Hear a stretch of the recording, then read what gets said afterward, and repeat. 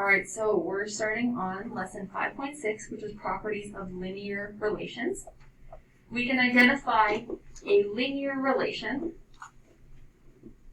in different ways. We could use a table of values. And remember, a table of values is like where you have your x's and then your y's. For it to be linear, the function will have a constant change in the independent variable, which will constant change in the dependent variable. You can also write it as a set of ordered pairs. And then again, a set of ordered pairs, you can write that down, a set of ordered pairs. Here's the example.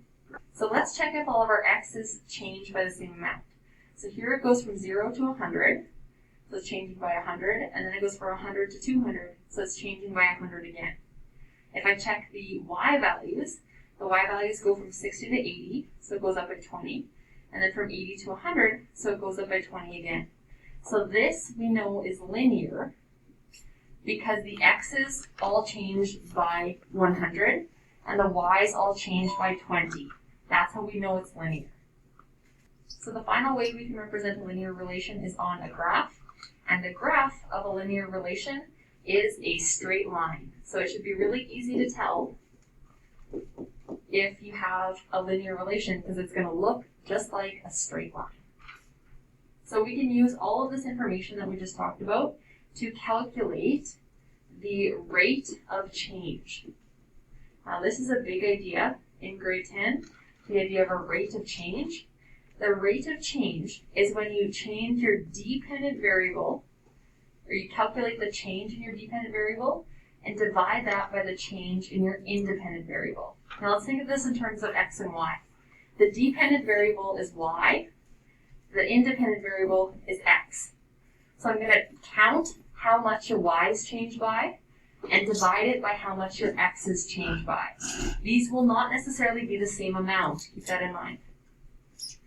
And the final blank here should say the rate of change is constant for a linear relation. That means it should always be the same because if it's a straight line, the change would always be constant along a straight line. So here for example 1, which table represents a linear relation? We're going to count if your x's change by the same and if your y's change by the same.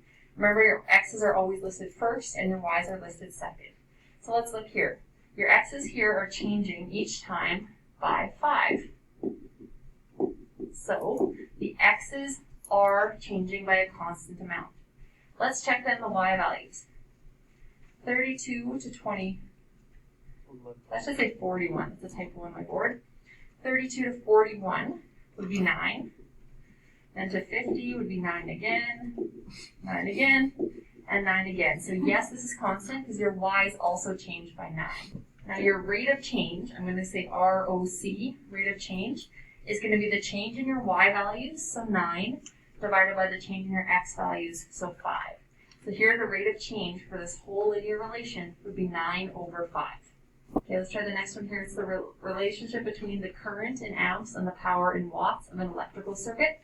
So here are the amps. If I look here, 0 to 5 to 10 to 15 to 20, these are all changing by plus 5. So the x-axis is constant. It's changing by the same amount. Now let's look at the y-axis here. It changes here by plus 75, but then plus 125, but then plus 375. So clearly this side is not constant. So we would say that no, it's not linear. And so there'd be no rate of change. No rate of change because the y values are not changing constantly. For our next example, just a few notes here. It says when an equation is written using the variables of x and y, x represents the independent variable and y represents the dependent variable. Just pause the video here if you need a minute to write that down. So here for example 2a, we're going to graph this equation. To graph it, we're going to make a table of values and plug in some numbers. So when I plug in -2, I'm plugging it into the x position. So just on a little side note here, it'll be -3 times -2, and then plus 25. So minus 3 times minus 2 is positive 6. And then when I add that to the 25, I'll get 31. So I'm just plugging in negative 2 in for x, like an input function. Then we'll do the same thing, but we'll try a different number. We're going to try negative 1. So this time I'm going to plug in negative 1. So it's going to be negative 3 times negative 1 is 3 plus 25 is going to be at 28. Now we'll plug in 0. So if I plug in 0, minus 3 times 0 is 0, and 0 plus 25 will be 25. Do you see a pattern here yet with your y values? The pattern is that they're going down by 3, so that would mean the next one's 22 and then 19.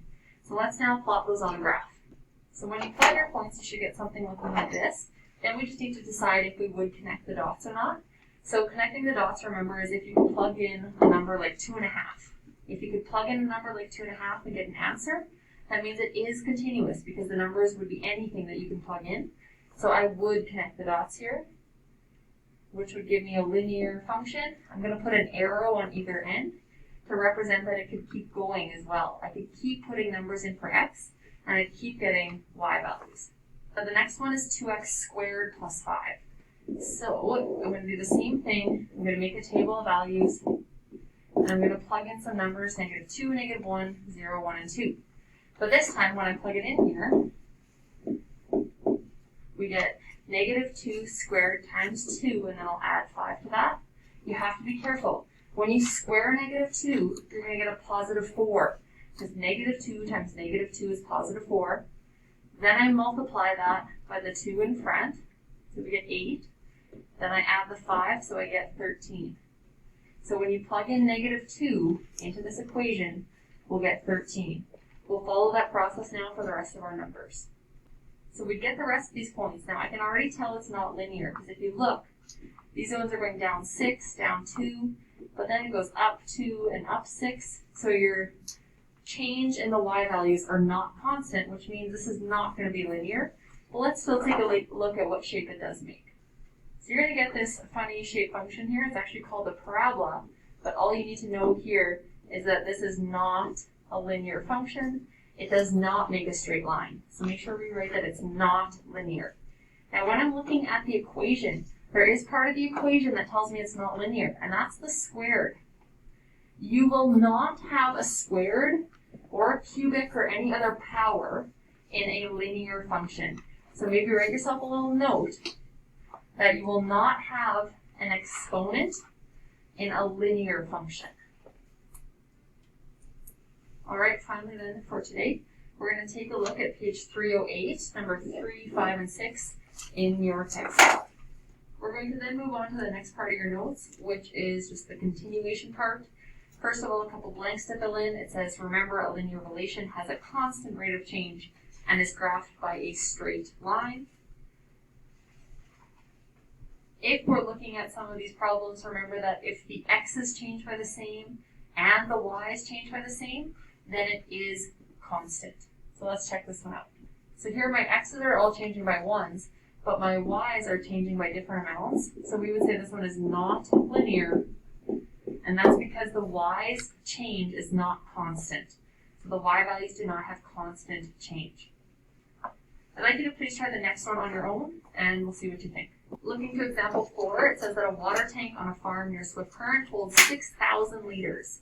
Graph A represents the tank being filled at a constant rate, and graph B is the tank being emptied. So we're filling it and we're emptying it. Notice how graph A is going up because it's getting filled, and graph B is going down because it's being emptied. Okay, so we're talking again on the bottom about time that's passing, and on the side we're talking about volume.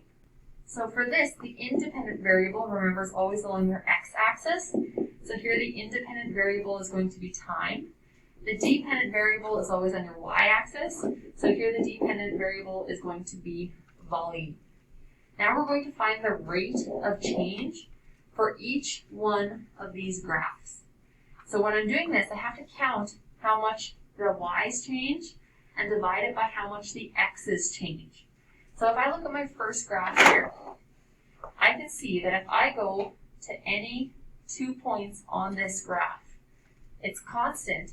So I could actually choose any 2 points anywhere, but let's just choose the first point and the last point. So if I count here, the y's change from 0 to 6,000. So the y's change by 6,000. The x's change from 0 to 120. So the x's change by a total of 120.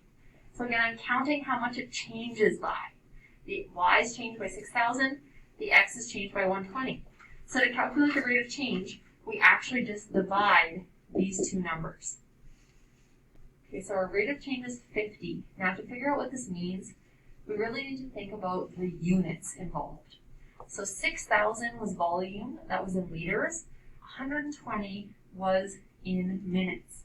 So that means 50 is liters per minute. That would be the rate that it takes to fill. It's filling at 50 liters for every minute. And I know it's liters per minute because liters is on the top. The fraction represents the word per, so liters per, and then the bottom is minutes. So this is filling at 50 liters per minute. So let's take a look then at our next rate of change. If I look at the starting point and the ending point, it's starting at 6,000 going down to 0. So if I count the change in my y's here, it's going to change by a negative 6,000 because it's emptying 6,000 liters. So it's going down the volume as you go. So I'm going to put a negative there to represent the volume going down. Now the time is not negative. The time is going positive, right? Time can't go backwards. So we say that that's over 60 minutes. So it's 6,000 liters, negative 6,000 liters over 60 minutes. So when I divide that, I get negative 100 liters per minute. So that means again that your water is going down. It's emptying by 100 liters every minute. And you guys told me at the start that graph B was happening twice as fast as graph A. So look at your rate of change. That should make sense. Again, this rate of change is 100. This one's 50. So that's why the emptying is twice as fast. So we need to try a few of these word problems then in your textbook. So let's do 7, 8, 14, and 15 to practice this.